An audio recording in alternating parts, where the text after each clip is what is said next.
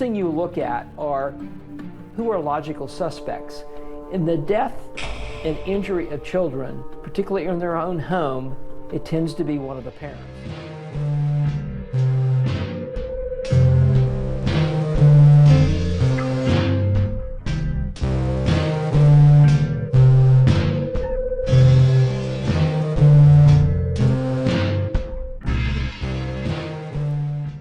Hey, it's Sully, Jones, and Johnson, and this is Kitchen Table Research, where we do the research so you don't have to.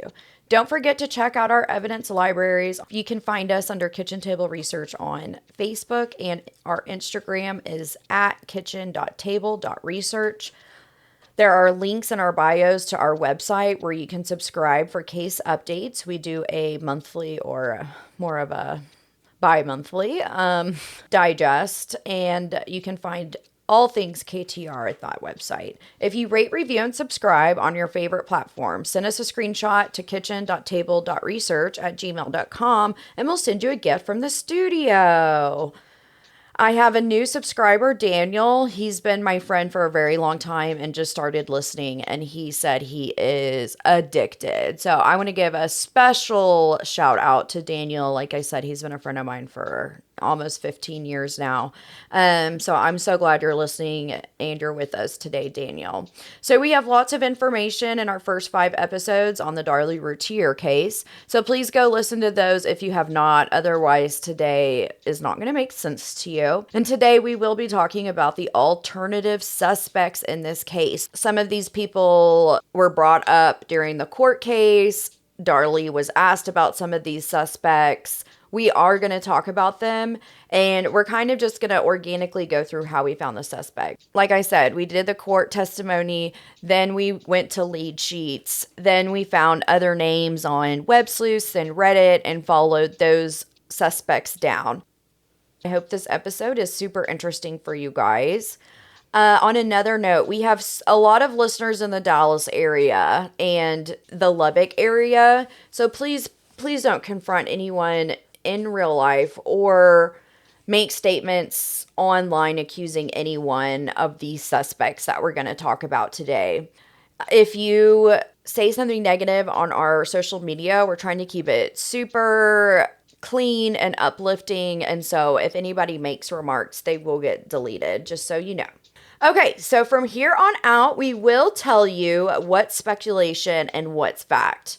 And I'm going to start off with corrections that I forgot in the last few episodes. So as I was putting pictures together and getting the new episodes put together, I just want to make a few corrections. So first of all, there was blood on top and on the bottom underneath the wine glass. So originally I had just stated that it was, I can't remember which, but there was blood on both sides of the wine glass, but this honestly, if you listen to the episode, it does not change our theory or what we believe to happen. Same thing with the vacuum. There was blood on top of it and under. If anybody wants to get into the vacuum, you know what? Reach out to us at our Gmail and I'll be happy to explain that. But again, there's blood on the top and under the vacuum, but it still does not change our story.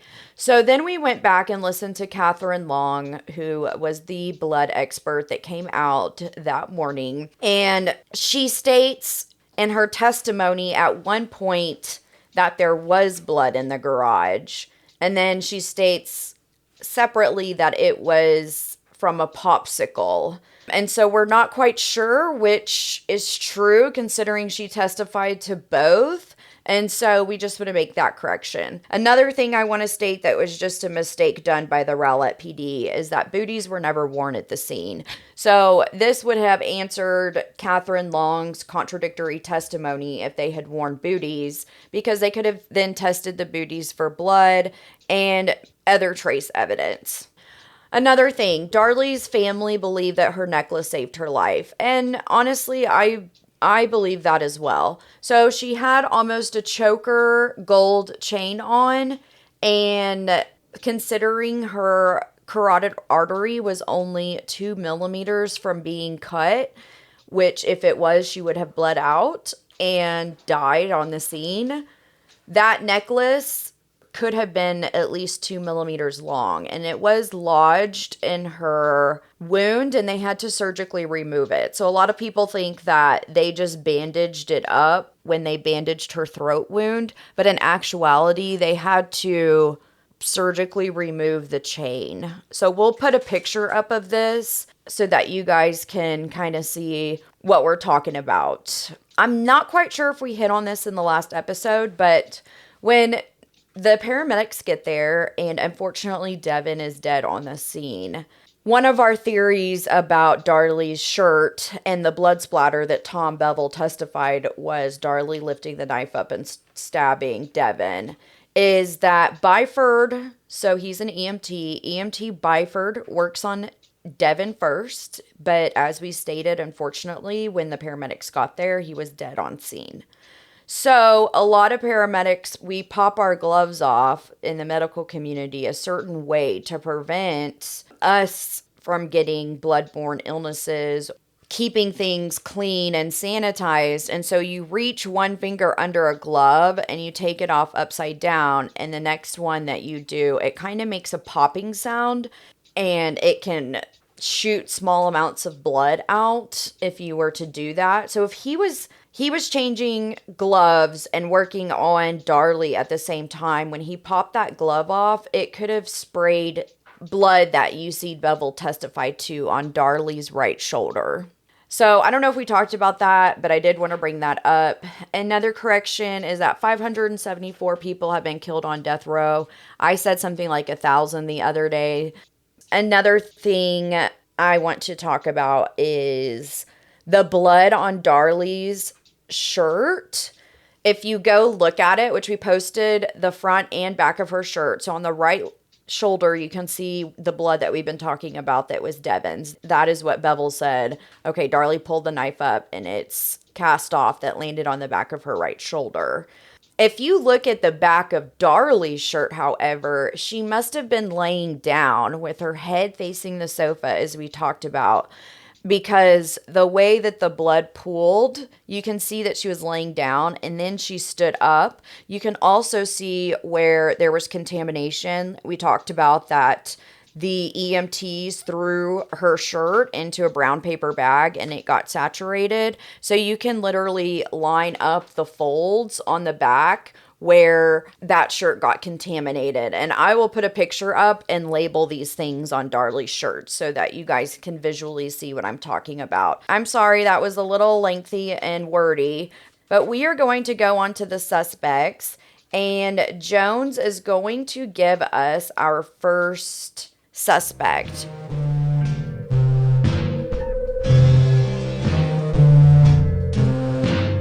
The first suspect is the most obvious suspect, is Darren. Before the crimes ever happened, he had run an insurance scam on his vehicle, meaning that he had somebody steal his vehicle, filed the insurance against it. The insurance company paid him off. Some months later, he goes and retrieves his car because he knows where that's at. And so he makes money and gets his own car back. So that's what an insurance scam looks like. Did Darlie even know about that scam? Was she left clueless, or did Darren discuss it with her? Some years after the trial is when Darren admits to setting that car insurance scam up. There's a 5-year statute of limitations on insurance fraud, and so he got by with it. So let's go to the date of the crime. Let's assume that there are burglars coming into the Routier house. The plan is for them to pick up things of value, run an insurance scam on them. Darren gets paid for it, and oh, by the way, that allows him to get that $5,000 loan that he wanted so bad to be able to take on vacation. So did the burglars end up with the wrong date? Maybe it was supposed to be June 16th instead of June 6th, because the Routiers were supposed to fly to Pennsylvania on June the 14th. Did somebody mess that all up? No one was supposed to be injured. No one was supposed to be at home. But when the intruder or intruders entered the house, there are 3 people downstairs, all likely to be potential witnesses. Darren's car, which is usually parked out front, is in the shop.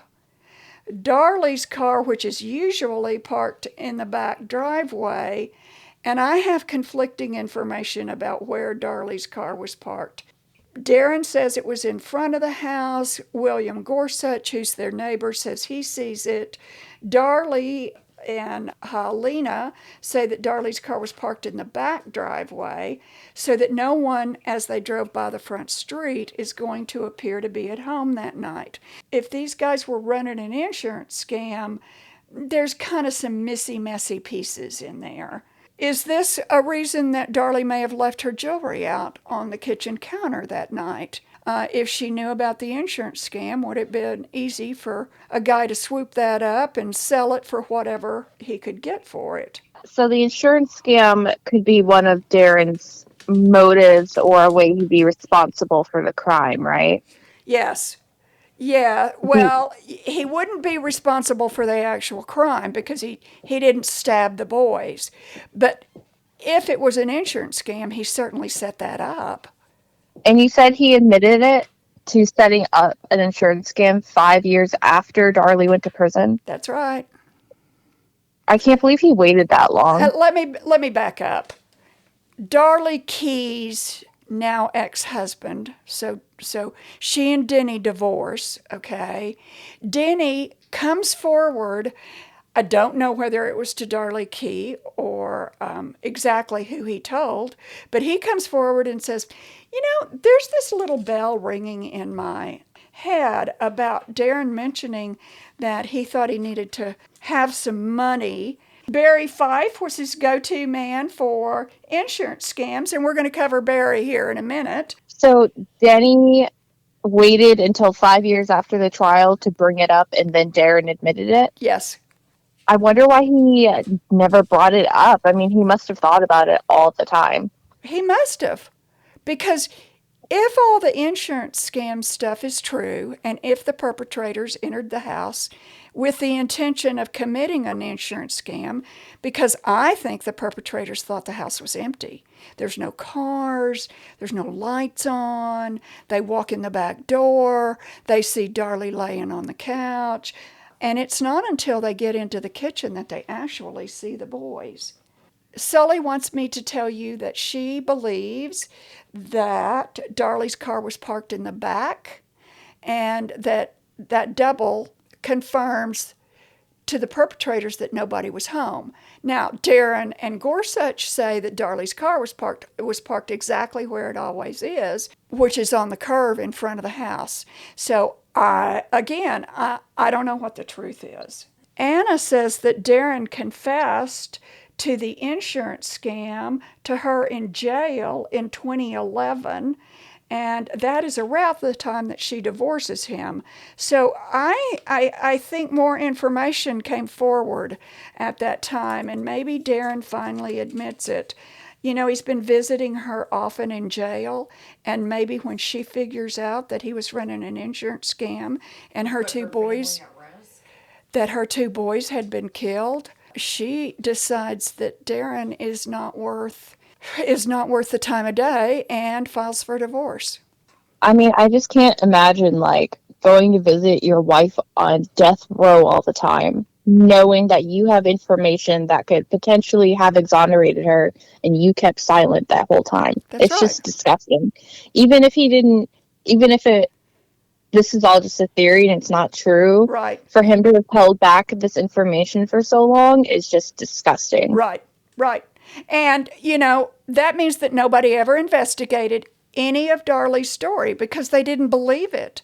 But Darren kind of confirms that if I'm running an insurance scam, then those perpetrators were in my house. So does he have any other motives or things that he could have been involved with that would have led to the crime? I don't think so, Johnson. He and Darlie... point 2 is her life insurance policy. I was trying to give you a segue. Oh, okay. I'm sorry. No, you're good. Okay, segue. Darren had taken out a $250,000 life insurance policy. I I kind of hate to say this out loud, but Darren lacks some judgment. Let's put it that way. There's a cocaine angle that might be part of this story. Officer Patterson and Chad, his son, are going to be on our list of suspects. Can you remind me who Officer Patterson is again? Sorry, there's just like so many people from the trial.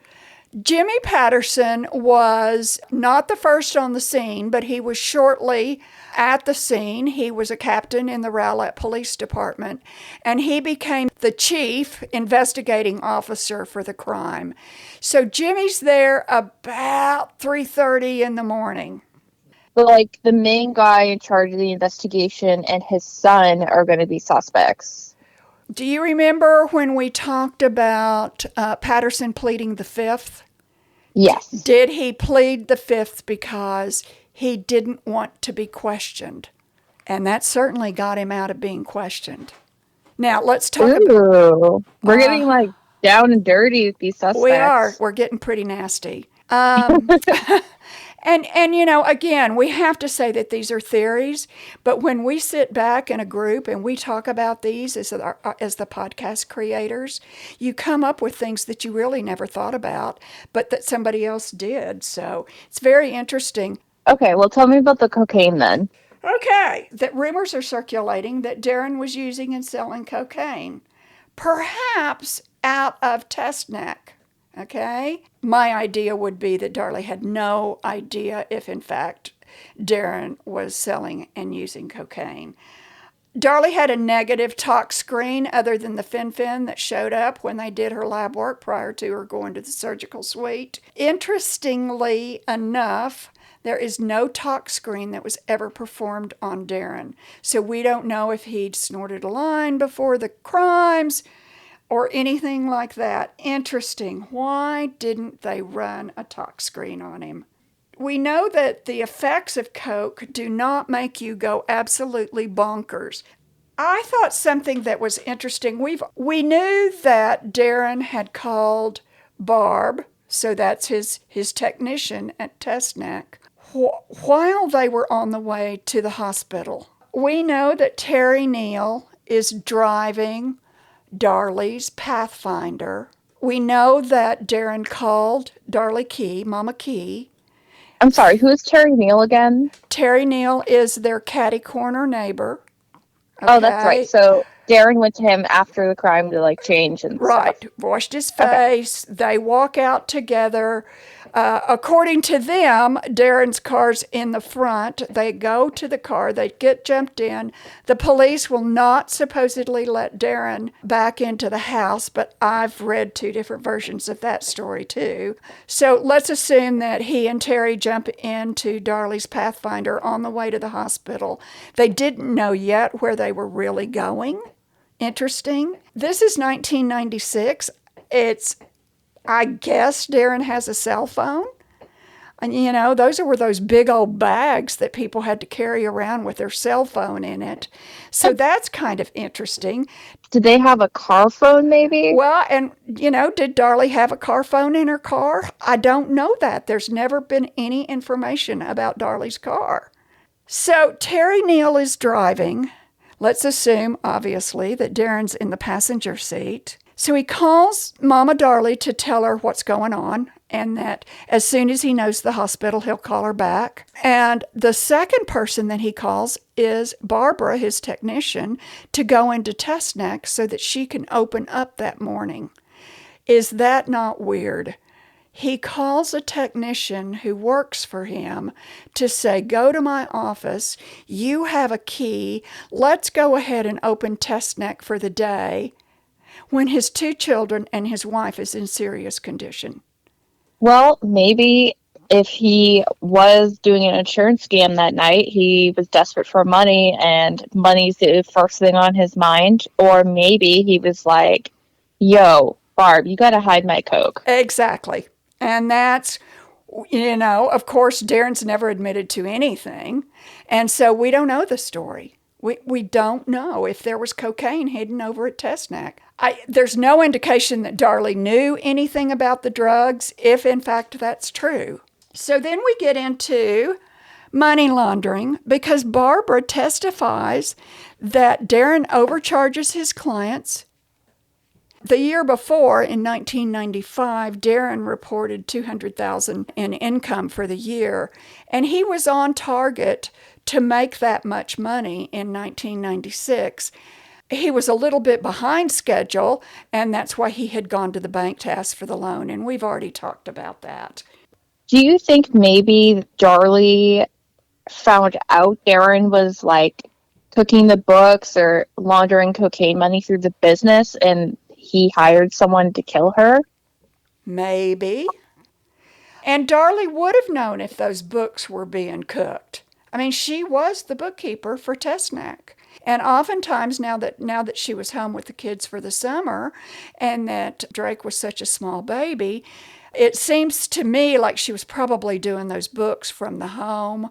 I don't think she went into Tesnack very often. And so for the summer, she was supposedly doing the books at home.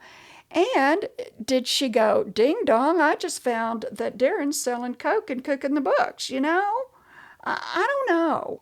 You know, it sounds to me like it's a crazy, like, Ozark kind of theory, but 200K, if they made 200K in 96, that's only like under 400K today. They lived a lifestyle that was far above that level. So you wonder where they got that money. Right. And why as a wife wouldn't you go, we've been eating out a whole lot. We've been eating a whole lot of fancy meals. Darren, is the office making that much money? Because I'm not seeing it in the books, you know? Right. And I just keep going back to those $16,000 Armani drapes just in the living room. You're Like, right. that's like Kim Kardashian money, Yes, you know? yes, Where it are they is. getting this money, or how much debt are they in? You know, and maybe, you know, in today's money, if you're making $400,000, then $16,000 Armani drapes makes sense. It doesn't to me, but it did, but it did to Darlie and Darren, and we know they liked nice things. We know that they were spending money. Yeah, I guess they were young. And yes. Now, the house, I looked up the house. They bought the house for about $130,000, brand new, which even in today's world is a little chunk of change. But in 1996, a $130,000 house was, you know, kind of an upscale house, but it's not the most expensive house in Rowlett. So, you know, there's this back and forth about money.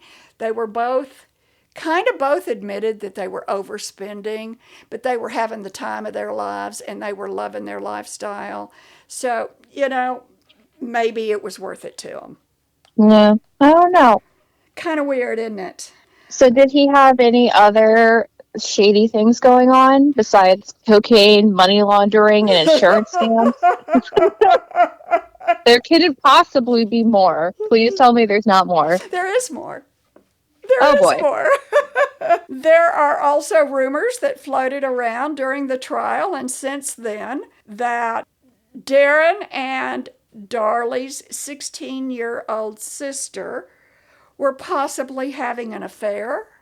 There's also... Dawn was 16? Dawn was 16. Danielle was 12. Those are... Oh my God. I'm not even faking this. I did not know she was 16. Yeah, she's 16. Yeah, and I think he said his motive was, or it was speculated that his motive was just like, he had this affair, so he just wanted to start over with a new family. Yeah, isn't that interesting? Wouldn't that be nice? I'm tired of this. I'd like to start over. Okay, well, the next thing is Dawn's drive that is suspicious. And, you know, Rowlett to Garland, I don't know how long that takes. I imagine you are going to go on LBJ Freeway, but it's in the evening. It's on a weekday. I would not expect there would be thousands of traffics, you know. So it took 45 minutes. I'd love to run that and just see how long that drive actually took. We did. It's 12 to 14 minutes. Yes. So Okay, so let's take the big one. 14 plus 14 back is 28 minutes. Darlie says it took him about 45 minutes. I guess you can have sex in 15 minutes if that's the way you want to look at it. So there is that point of contention out there. So you're talking about when Darren drove Dawn home the night of the crime. Correct. I think Sully threw out a couple theories, like maybe he was passing along coke or doing coke drops, or maybe they were planning the break-in that night. Interesting. So let's say he takes Dawn home, and then he stops at his cocaine spot to finalize the plans to come into his own house. Or he has a cocaine drop at somebody's house and he runs by there to do that, puts a couple $100 cash in his pocket, and then goes home and nobody's the wiser. Yeah, or maybe Dawn was in on it because they were having an affair and they were planning the attack. Maybe so. I mean, that it could be. It's not the first time we've had women killers. Also rumors about Darren having an affair with Darlie's mother. Well, at least she can consent. Well, that's true. That's true. That's a good point. Because a 16-year-old, if you're having intercourse with, is obviously considered rape. Well, actually, I don't know. In 90s Texas, maybe not. Oh, it was. You know, we don't do sex in Texas. You don't have sex in Texas. We don't have sex in Texas. Therefore, there can be no rape. Well, it's gross either way. It is, and it's disgusting if it's true. I don't think it's true, but we felt like we had to report that part because it's not widely, it is rumored that is true. One of the other rather off-the-wall theories that came out is, people said that Darren didn't do this because that's not what people do. And yet, 3 years ago or whatever it was in Aurora, we have Chris Watts who kills his 2 children, stuffs his wife in the back, dumps them into oil containers, and tries to get away with it. And of course, he was having an affair as well. Interesting. All right, so that has to be the end of his possible motives, right? Oh, no. No, not yet. Let's talk about the divorce angle. Darlie and Darren really portray their marriage as good. Everything that we know about it appears to be good. However, as it evolved... Aside from the stuff we just talked about. Yes, aside from any of the rumors we just talked about. Once Darlie was convicted, she never turned on Darren. She never said that Darren was involved. She never implicates Darren. But to come to find out, she was talking to Darren about a possible divorce that night before they went to bed. Now, Darren says, it's just one of those little comments that you say, if you don't straighten up and start helping me out in the house and start taking care of the kids, why don't we just divorce? Because you're not giving me any marriage support. That came out about, Anna says, when Kathy Cruz's book was released. So if that's true, and they corroborate that, then Darlie says she's in jail. No, it had to be during the trial because that was like their whole thing. They were like, they were fighting that night and she went berserk. But they did not mention divorce because she said no, there was no... Well, the prosecution did is what I meant. Right. Okay, I get that. So in 2011, Darren and Darlie talked about truly divorcing. Darlie's quote at that time is that I don't even know what to think about Darren anymore. So she's been confronted with some of these theories. None of that sounds very good in terms of insurance fraud or anything like that. There's also a rumor that behind Darlie's back, Darren called her a fat pig. He's the one that really urged her to get rid of that extra 12 pounds after she had Drake. Do I think Darren is a suspect? I do think Darren is a suspect. I don't think that Darren stabbed his own children, but I do think that he set it up to appear like a robbery. The perps came in and saw the boys laying on the ground and thought, well, we can't leave any witnesses. I think their plan was maybe to rape Darlie, maybe to kill her, who knows. But I certainly don't think their plan was to kill the boys, but that's what happened that night. We learned way too much about Darren. So now we're going to do our first of the episode. Is he sus or not? Is he suspicious or not? So we're going to take a poll among ourselves and decide if we think he's a suspect, like a viable one, and what our reasons are. And then later, after this episode releases, we're going to put a poll up on the social media so you guys can tell us who your top suspects are. Excited. Jones, why don't you tell us if you think Darren is one of your top suspects and why? I don't believe that Darren was part of stabbing his children. I don't believe he attacked Darlie, but I think he knows more than he ever told. Now, does he know the perps? Maybe. I think the perps thought they were entering into an empty house. They see Darlie lying on the couch and think, okay, no big deal, we'll rape her. And then they happen to notice the two boys asleep on the ground. And they think, we cannot leave any witnesses, so, gee, let's just stab them. So, yes, I think Darren's more involved than he ever let on, but I don't think he's the one that wielded the knife. So you think he's sus? Yes, I do. Okay. Sully, what do you think? I actually pretty much agree with Jones. I don't think he wielded the knife, but I think he is up there for suspects. I mean, who do they look to when someone in the house has been killed? If a woman's been killed in the house, who is the first suspect? The husband always did it.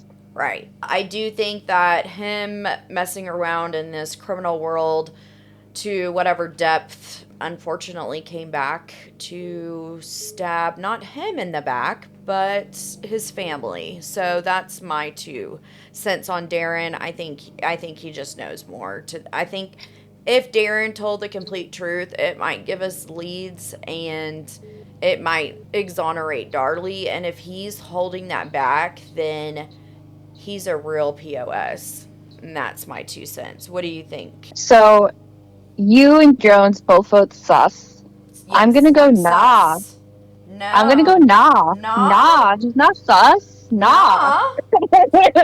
There's definitely a lot that needs to be, I think he needs to be further looked into if he has not been, which I just don't think he was. But I don't know. It just doesn't strike like that chord in me. I just don't think he was involved. I do think he was doing insurance scams. Obviously, he admitted to it.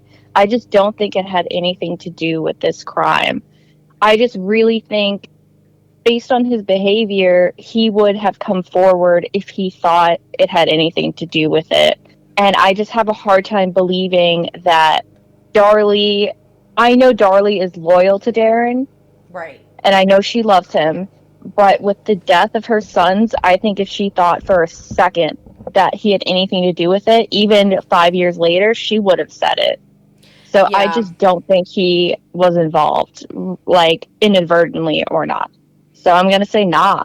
Okay.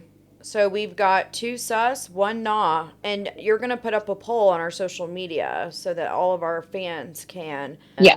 Yes, can vote whether they think our suspects are suspicious or not. So she'll have that up when we release our episode.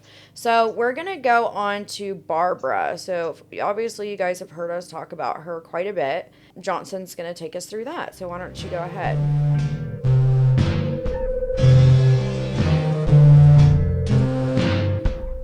We're talking about Barb Travell, the coworker and close family friend. And all of this is completely made up by me, okay? None of this is based in fact. These are just theories, because you gotta look at everybody. Yep. So, how does Barb know that Darren was overcharging customers? She's not in charge of the books. And Sully, I think you described her as a snoop. Yeah, I do think that she... I think your issue with her was the part that she said it in her testimony and testified against Darlie, right? That was your main issue with her, that she testified against her best Yeah. friend. And I just wonder, as a friend, like, of course, I've unfortunately broken up with friends and, had to lay down boundaries that some people didn't like. And I've had friends come and go out of my life. Would I ever testify my friend to death row? I don't even know if I could do that if I thought she was guilty. I don't know how you do that to your best friend. So I think Barbara's super jealous of Darlie. Yeah, and if you really look at it from the inside out, she has such a great life, seemingly. Barb, I just think, was super jealous of her having a stable marriage because Barb had been married and divorced before. She had no children. And actually, I'm not sure if she had children because I think on her Facebook I saw that she does have grandchildren now. But at any rate, I mean, my big question is how did she sleep at night testifying against her friend? That's what I don't get. That's my 2 cents on Barbara. So why don't you go ahead and tell us what you think? Well, my first theory has to do with her being jealous of Darlie's life, like you said. We hear about these serial killers and how when they work with women, the ways they manipulate them. And it's possible, we know Barb had been complaining that she wasn't getting paid as much as she deserved. And I feel like Barb thinks she should be paid more when I'm like, should she though? Like, I'm just where and Right. she might have been right, but I just don't know the extent of her job and what all responsibilities she had, nor her hours. I mean, if she was working her butt off, I can see some of that. I guess we're just lacking in some information about the insides and outsides of their business and how everybody worked. So. Well, it could also be that she sees Darlie in Darren's house and she's like, I'm not getting paid this much money. How Oh come you yeah, guys for get all the sure. cash? Yeah, for sure. So if she was jealous like that, it could have been Darren was like, oh man, I would pay you more, but Darlie won't let me. She's in Right. charge of the books. And then he started fucking Barb and Mm. somehow manipulated her into being like, we have to get rid of Darlie so we can do the business the right way. She's taking everything, all the money, she's in charge of our lives, let's get rid of her. And so he had Barb set up the break-in. That could be a theory. Yeah, especially if they're on coke and want drug money. Right. Yeah, and there's jealousy involved. Jealousy is a very, whew, Well, greed, really, yeah, yeah. greed and jealousy are pretty intense emotions. And like that sense of entitlement. Right. So my second theory was maybe Barb was the one embezzling from Tessneck, and she threw around those accusations about the books and overcharging customers to throw suspicion off of herself. Right. And maybe because Darlie does the books, she found out that Barb was embezzling, and so Barb was like, I gotta get rid of him. And she hired someone to do it because we know Darlie would have recognized her if she herself had done it. Right. And maybe Darlie never said anything about Barb being embezzling because Barb had threatened Drake's life. Remember, she left Drake alive, so maybe she was like, if you ever say anything, Drake's gonna get it. So Darlie never said anything. Ooh. Ugh. That would be terrible. I could not imagine. If somebody came to me and said that, I would just be like, well, you know what? I got my 22 loaded, and if you walk through that door, I'm blowing yo shit apart. You would never be able to sleep again, though. And plus, at this time, Darlie's in prison. She can't protect Drake. Drake, yeah. Okay, so sus or nah? What do you guys think?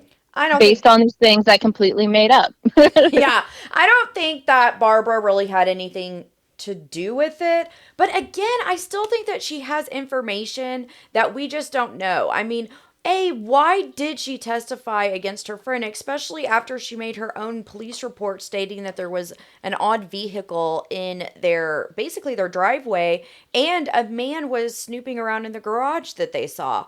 And then she goes and testifies against Darlie. Something just doesn't add up 100% for me. So I think there's something more to that story. Nah, but could have more information. All right, Jones, what's your opinion? I've gone back and forth and back and forth on Miss Barbara. I think there's an entanglement that's occurred as they've all worked for Cuplex, and then Darren hires Barbara Qplex, and then as Darren starts Testneck and hires Barbara, it's like there's some entanglement of not only work-related items, but maybe more emotional feelings. I'm not saying that Darren and Barbara had an affair. I'm just saying that at one point, Darren says that Barb's really hard to get along with and that she's been fired from a couple of jobs. And he's the one that hired her for Testneck because he's the only one that can get along with her. So I do think she's extremely jealous of Darlie. And I just don't know if it plays in or doesn't play into this horrible crime. Wait, sus or nah? I gotta vote. Oh, I gotta vote. Nah. Okay. So we got two nods. Nah. I'm gonna go nah too. I really think that Barb was trying to do the right thing. She reported what she saw. Consequences be damned. She reported the car. She reported about the overcharging because I think Barb had a lot more trust in the legal system, like most people did back then. Mm-hmm. So I'm not saying I agree with her or not, but I think that was her motive, so I'm just going to go nah. Okay, we got 3 no's on Barb. Well, I bet that makes Barb happy.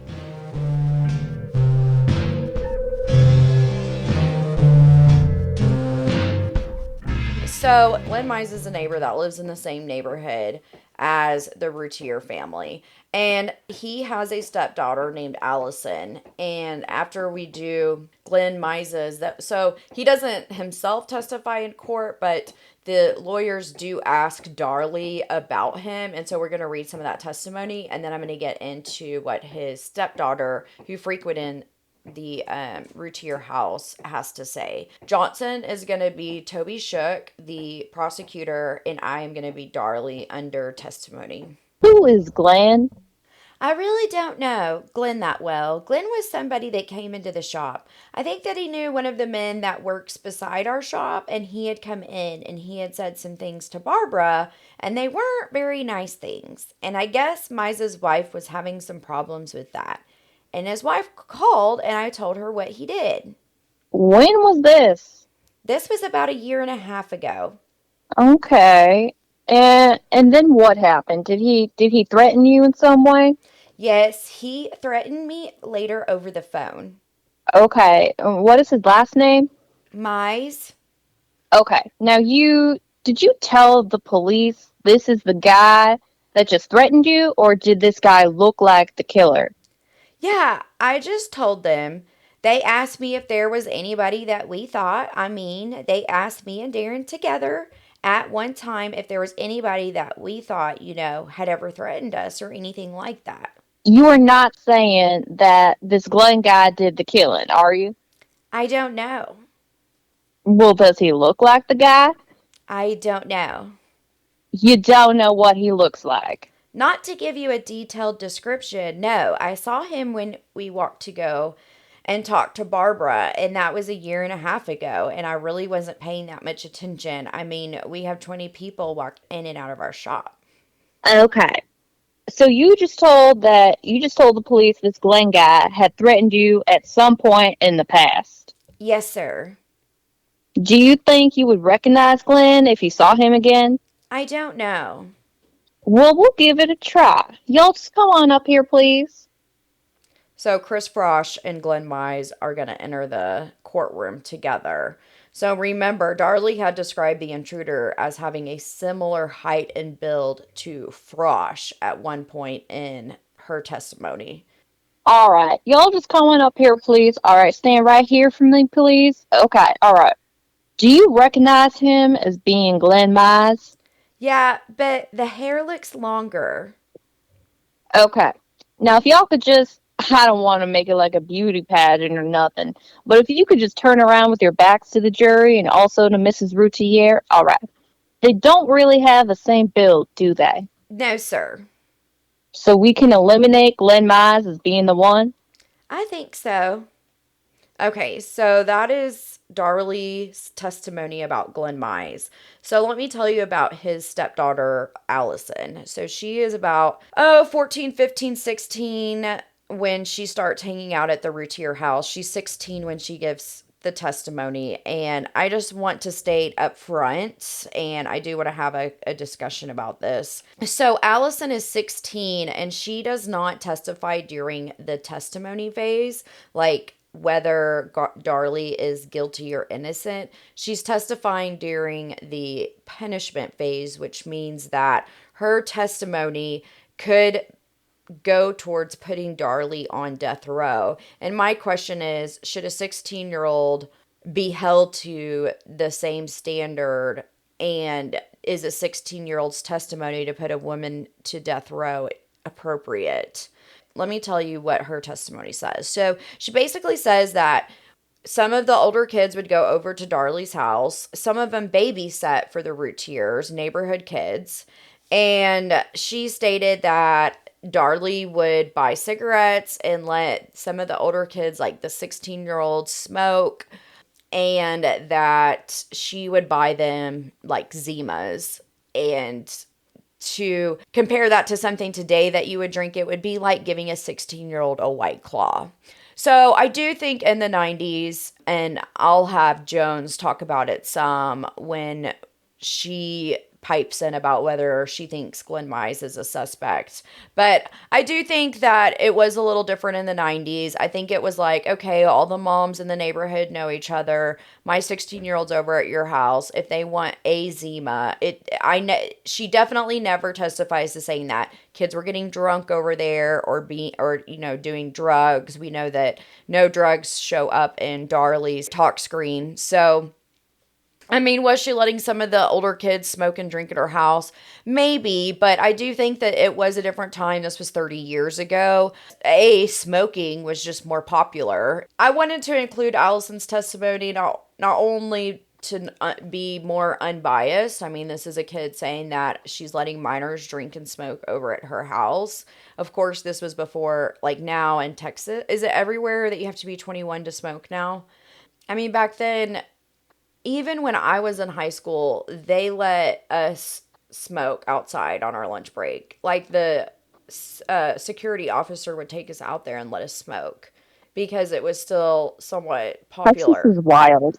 It is wild. And the desks that were in my high school had ashtrays in them because you used to... Shut up. They did not. Yes, they did. Shut up. Yes.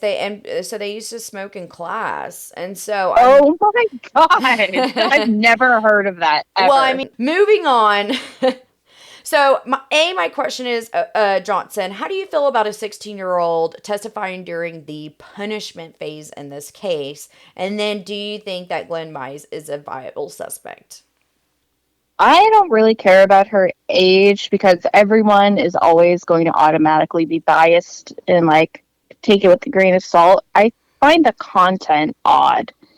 For a death row case to have something so stupid as she let us drink a beer here and there, it's just very weird. It really feels like they were taking literally anything they could because they had nothing.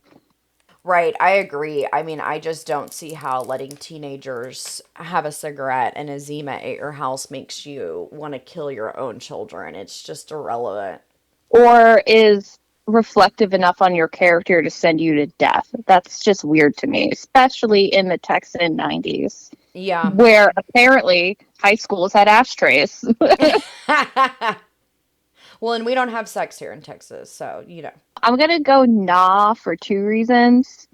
Number one, the threat happened so long ago that it just doesn't really feel like a viable motive. Yeah. And number two, Darlie says that's not the guy. So I'm pretty confident he's not it. So I'm going to go nah. You're going to go nah. Let's see what Jones has to say. I do not think that Glenn Mize is a suspect.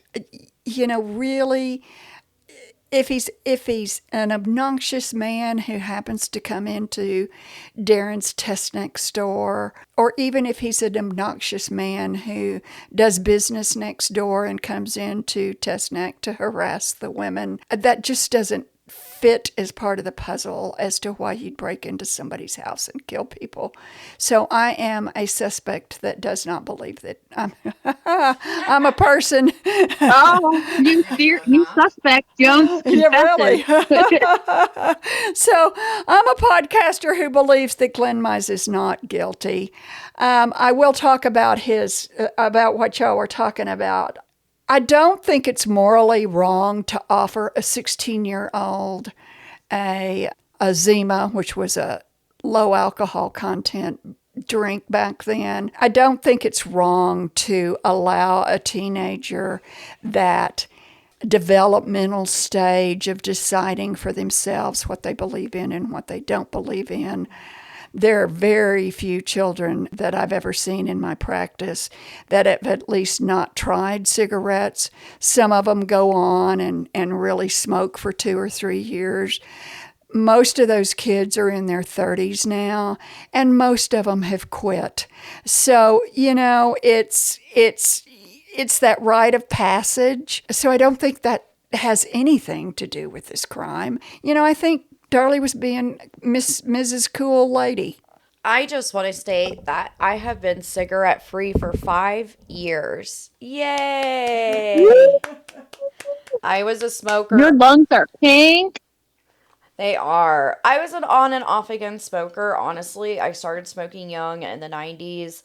Today, I view cigarettes very, very differently, especially because I work in the funeral home, and I can tell you that somebody that's a smoker, not only does it damage your insides, it really affects your aging and your lip lines. And honestly, I value my beauty over having a cigarette. So That's literally the same reason I quit. It was like, good job.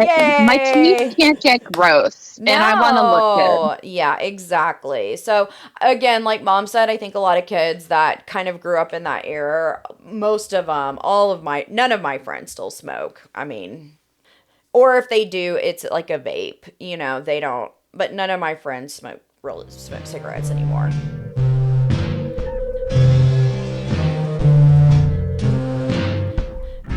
Okay, well, let's move on to another neighbor who is a part of this case, and it's the same thing. So, What we're going to read is from the court testimony. This is Darlie talking about a guy named Gary Austin, and she knows about him from a private investigator that her mother and Darren had hired.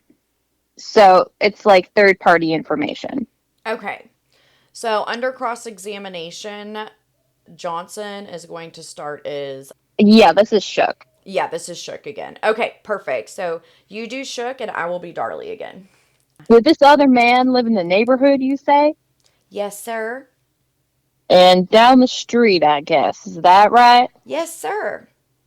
Do you remember telling in a letter you wrote to your friends, quote, we know he left a sock directly in the path towards his home, end quote. That is what I said. Quote, we know he was outside his home at 2:30 that morning. Yes, sir, that is true. And his wife gave a statement. Yes, sir. Quote, she heard him come back at 2:30 a.m. and all the people behind us gave statements that they woke up at 2:30 a.m. with the dogs barking. That is what I was told. Quote, Demon and Damon knew this man. Did they know this man? They did. What is his name? His name is Gary His name is Gary what? Austin. Okay. And he lives in the same house as ours, the same floor plan, end quote. What does Gary Austin look like? I don't know, sir. You don't know what he looked like? No, they told me. Some people went by his house and told me what he looked like. He fits the description. He has longer hair, big arms, and a wide back, and heavier around the middle. Yes, sir.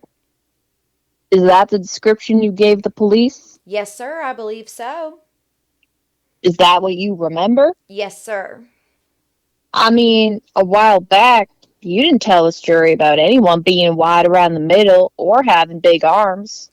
Well, as big as Chris Frosh, that's pretty big to me. And then in that same letter you said, quote, this man could be on his balcony and see into our backyard. That is what I was told, sir. Quote, where the hot tub is, That is what I was told. and who knows how many times he watched me. Yes, sir. Okay. Now, you know that no one could watch you from any balcony in your hot tub, don't you? No, I don't know. That's what I was told. Your hot tub is covered in it. Yes, it is, but it had open windows all the way around it. You've been in your backyard many times, haven't you? Yes, sir. And you know that there is no house anywhere in your neighborhood that has a balcony that can see in your backyard. There is a house, sir, down at the very end of the street. That is what I was told. So now we have the redirect where Darlie's attorney is going to interview her about the same thing. We did cut out some stuff here because it was very long and there were objections like every 2 seconds, but the content of the testimony is the same. So you're going to be Mulder and I'll still be Darlie. Yeah. Okay. Okay. So I'm Mulder now, the defense. Okay. So Mrs. Austin had gone down at 2:30 or 2:45 in the morning and found her husband there, fully dressed, and as if he had been out and about that evening. And he had told her at that time he had gotten up because he thought it might rain. And Austin lived down the way from you, did he not? Yes, sir. Okay. And did you hear from this investigator that Austin had been out prowling around and was... Well, what prompted you to write this letter? I thought that the man had been outside because he had to get laundry at 2:30 in the morning, and he was breathing very hard when he came in and acting strange. And do you know whether or not, in fact, this investigator had a videotaped interview? Yes, sir, he did. All right. Your boys had known his son, hadn't they? Yes, sir, they did. That's all the information we have about him. Yeah, so I mean, again, it's kind of like Glenn Mize. He is in the geographically close to the home. And so, whenever you do an investigation, you start with the husband and then you kind of widen that circle out. So I can understand why they, and that's how we put our case together, why they would start questioning neighbors. Now, the only thing that sticks out as a red flag to me on this one is that they say that no one can see anybody from a balcony. But what about a window in a 2-story house that was 2 or 3 houses down from them that he might have been able to see her out a window? But they never talk about windows. They only talk about balconies. I'm also curious to know how they knew or thought they knew that if on his home's balcony they could see into Darlie's backyard.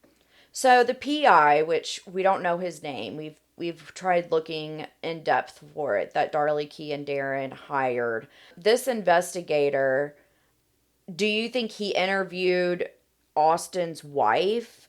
Because it sounds like they got information from her. So do you think the PI did that, or do you think the Rowlett police interviewed her?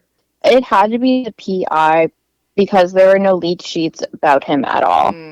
Yeah. Okay. I'm gonna go nah on this one. He's definitely not my first suspect. Although, if he could see Darlie and was stalking her, it's just, again, we don't have enough information on this one. But I am gonna go nah. I'm going to go no on this one as well. Nah. But I'm going to put a but in here. The suspicion for me about this man, Gary Austin, is he goes downstairs. Does he go out? And he goes out of the house to check laundry. Now, who does that? That's just plain flat weird. It'd be one thing to go down at 2:30 in the morning to check your laundry if it's in the bottom part of your house in a utility room. It's another to walk out because you think it might be going to rain, which is not true. I checked the weather. There's nothing about rain in the forecast or any drop that happened that night. So the fact that he's got a mixed up kind of story gives me pause, but I don't think he's a true suspect. So, what do you think, Johnson? How do you feel about Gary Austin? And I just want to say it is weird that his wife testifies against him, saying that, or she tells the PI rather, that he was out that late. I agree with Jones. That's a little sus. So, I don't know. Gary Austin is interesting. I just feel like, again, we just don't have enough information because the police didn't follow these leads. So, what do you think, Johnson? I'm going to go sus. What? I'm going to go sus as hell. What? I'm going to say he's my number one suspect. Really? Yes. Okay. Give us I have a few reasons. Yeah, I was going to say, give us a short synopsis about why you think so, because just so you guys know, we're going to go through and give our own specific theories in the next episode or the next few episodes. I'm curious, so why do you think Austin is a suspect? My number one thing is this story about his behavior just rings all the alarm bells in my head. When you hear about, like, Ed Kemper, for example, and his wife, all the serial killers' wives, they all have a story just like this. He came home late. I didn't know why he would be where he was. He was acting strange, and then they just dismiss it. It just rings my alarm bells, and we assume, at least in my head, that they have a clothesline outside for their laundry. We don't know that. What if there is no clothesline and he says he's out for laundry, but they don't hang up clothes outside, you know? Well, and who goes and gets their laundry at 2:30 in the morning? Like, that's weird.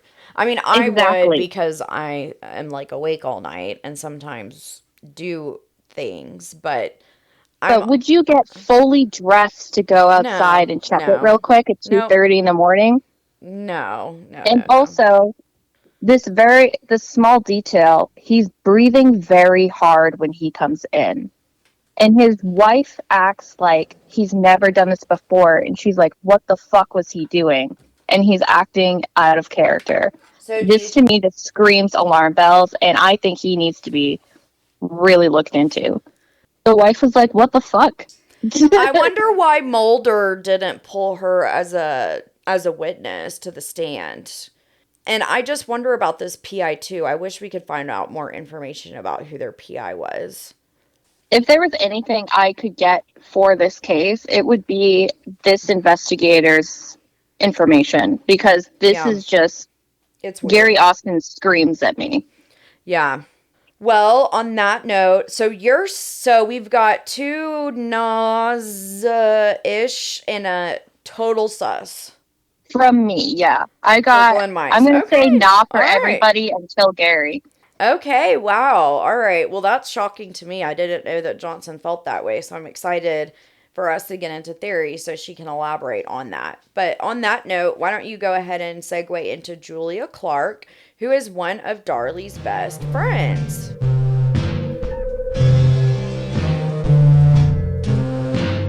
So Julia Clark, we got this information from one of the police lead sheets.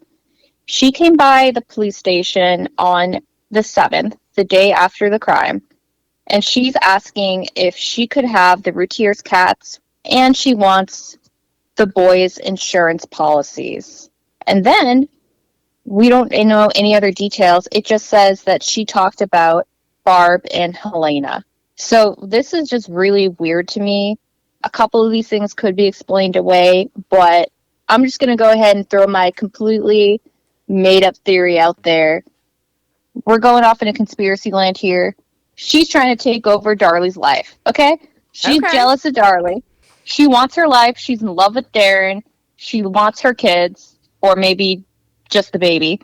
And maybe that's why she set up this crime. And maybe she mentioned Barb and Helena in that thing. We don't know what she said about them, but maybe she was trying to throw suspicion onto them and off of herself. And I think it's so weird that someone we never really hear about in the testimony, at least so far, is the person that is getting the insurance policies in the cat.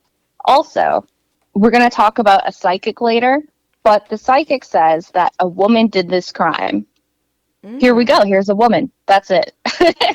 See, I She's didn't a I woman. didn't investigate Julie Clark or the psychic, and so again, I'll be excited to hear that. But from what I know about Julie Clark, I know that she was really close with Darlie. I know that she's came to visit her in prison and that they have remained friends, and I think she writes to her. I'm not quite sure. I think that Julie Clark went to pick up the insurance policies because Darlie and Darren were trying to handle the kids. They were in the hospital. The kids, obviously you have to get so much stuff together to make funeral arrangements, death certificates, autopsy reports, all these different things that go into, if anybody's ever had to plan a funeral, you know what that's like. And I think she picked up the cats, so that the cats weren't just stuck at the police station, and I think she picked up the insurance policy for the boys so that she could get it too. Thing that makes me pause is if someone asked her to pick up the insurance policies, who is thinking about the money the day after their children are murdered? Well, That's you have to what makes me make pause. funeral, or whether your family is murdered or whether somebody dies naturally, you have to get that paperwork together fairly quickly. Bodies have to be embalmed and put together fairly quickly. Industry, I always say, it's like planning a wedding, but in a week. You have to get the whole family down there. You've got all this paperwork to go through. Obviously, the boys went to the medical examiner's office. They were reconstructed and, dressed in a way that none of the bruising or stab wounds were visible. And so I think that she was just trying to help Darren and Darlie. So just about the cat situation. So they had their dog Domain, and they had two cats. They had a cat named Bear, and he was a 20-pound Persian cat that I believe that they had bred and had kittens. I think we stated in our earlier episode that Damon was playing with that kitten before he fell asleep down in the living room. And so I just have a question for you. I'm not a cat owner. Johnson is. So if you have, and everybody said that Bear, the big Persian cat, was meaner than hell. We've already explained Domain. He was upstairs in his kennel, but what about the cats? Can you give us a little insight on that, Johnson? Obviously, every cat is different. Sure. But from my experience, and specifically with my cat, that cat would have been possibly hissed, which is not very loud. Sure. And then shoved themselves into a corner of the crate or wherever. They would have ran immediately, tried to get away. They know when something's up, and they're not dogs. They're not going to defend you. They're going to get the hell out of there as fast as possible. Okay. Cats just don't attack people, really, unless they feel like their first instinct is to run. I want our fans to... We'll put a poll up for cats. Would your cat attack someone for you? Or be loud, I want to hear from our fans. How loud is your cat? How loud is your cat? Do you need kitten mittens? I'm going to say that Julie Clark is a no. She's a no for me. I think she's one of Darlie's good friends. I think she was just helping the family out. And Jones, she believes the same thing. She thinks Julie Clark was a friend of Darlie's and that she was simply helping the family. So what do you think, Johnson? I'm going to go no with a but.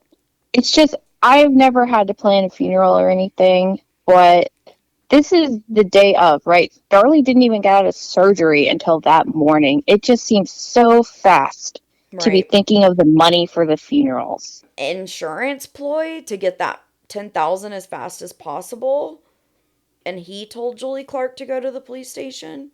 If Julie didn't go herself, whoever told her that just makes me pause. That's all. But no, I don't think Julie is a suspect. The only person that I think would have told Julie would have been Darren, because like you said, Darlie's out. She's in surgery and stuff. So I think if anyone directed Julie Clark, We don't know if she went out and just completely did this on her own or if she was instructed by somebody, but if she was instructed by somebody, it would have had to have been Darren. And that just, I just can't again, imagine having a head clear enough to be thinking like that but a so lot of soon times the after this. funeral home will contact you and say, "Hey, this is what we need to get it going," because How would they especially even know that soon after? because as soon as the kids went to the medical examiner's office and an autopsy was done, they would have been brought back to the funeral home. That takes about 24 to 48 hours in my experience. And at that point, since it's already been like 48 hours since these, No, this is like 8 hours later. I know, but I'm saying that Julie Clark could have gone and gotten the insurance policies. The boys would have been at the medical examiner's office. But because the boys stayed a few days at the medical examiner's office and they're not embalmed until they get back to the funeral home won't begin to work on a body until you've paid up front. And so Okay, yeah, does that make that's kind of sense to messed you? up. Well, That's kind of it's messed up. Like just they're gonna deny I know. someone a burial because you Yep. can't pay. Yeah. And that's when we tell people, well, cremation's $1,200. So Even that's absurd. it is, but I mean, it's a business. It's just like everything else in America. What's their number one goal? It's to make money. And they're not going to start Hmm. doing work and using expensive embalming products until you've paid for that, or at Well, least put a Sully, just deposit down. all right. We got 3 nods for Julie.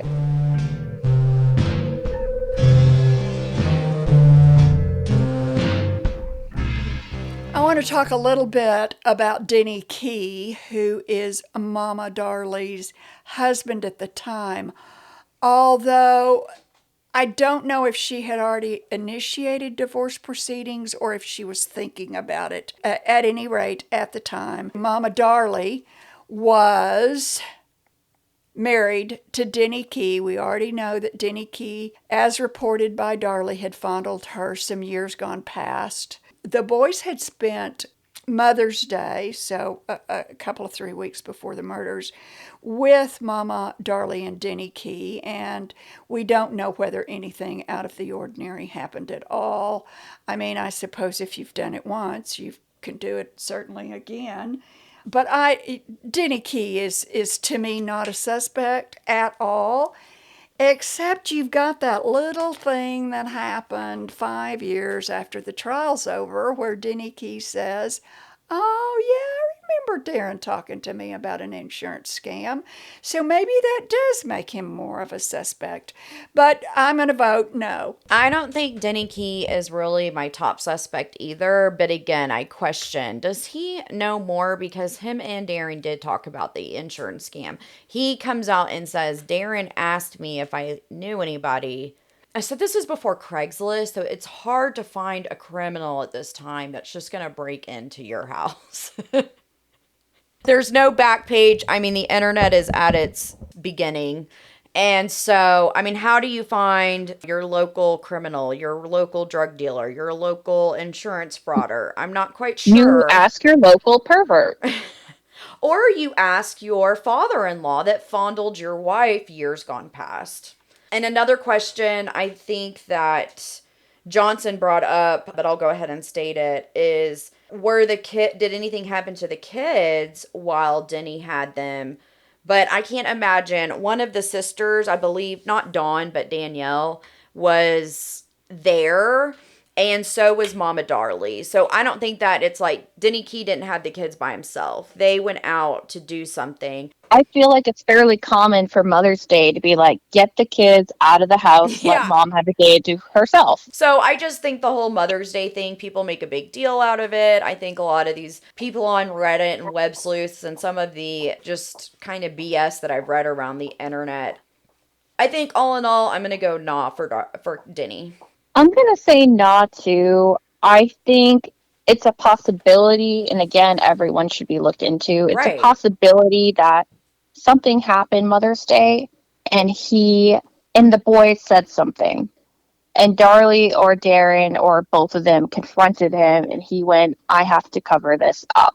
But I think it's a stretch. I just don't think he was involved, Yeah. despite him being absolutely disgusting. I agree. I have only voted sus for Gary. Sully, who was your sus? Who were your susses? My main suspect is always is going to be the husband. I don't think that Darren actually used the knife and killed his own children, but I think that Darren was caught up in whether it was cocaine, whether it was these insurance scams, and I think that the info got into the wrong people's hands. Darlie is an extremely good-looking woman. Darren was very proud of her looks.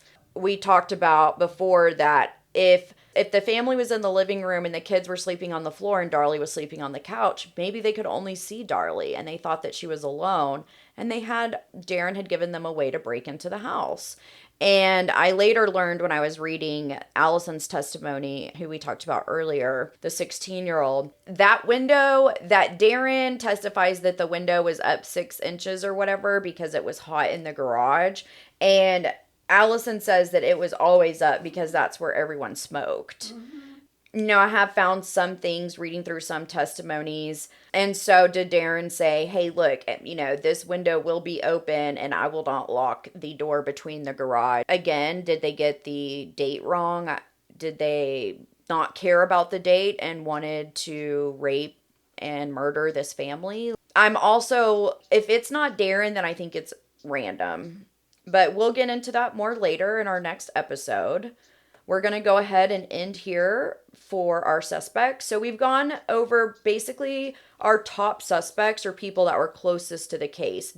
Obviously, you start with the husband, the family, friends. And so as we get into our next episode, we are going to speculate wildly because we have pulled some suspects that you guys, I think, will be very entertained by. I hope to get these episodes out close together. I just want our fans to know that we are going to be at CrimeCon this year. We're getting ready for that. So if our fans are going to be at CrimeCon, we are going to be wearing our kitchen table research shirts, and please come up and say hi to us. We'd love to meet some of our fans in person. And our next episode is going to be super fun. So you guys stay tuned. Stay safe out there. We just want to give a shout out to all of our fans and people that have been supporting us. It seems like we are growing, and we will be in your ear later.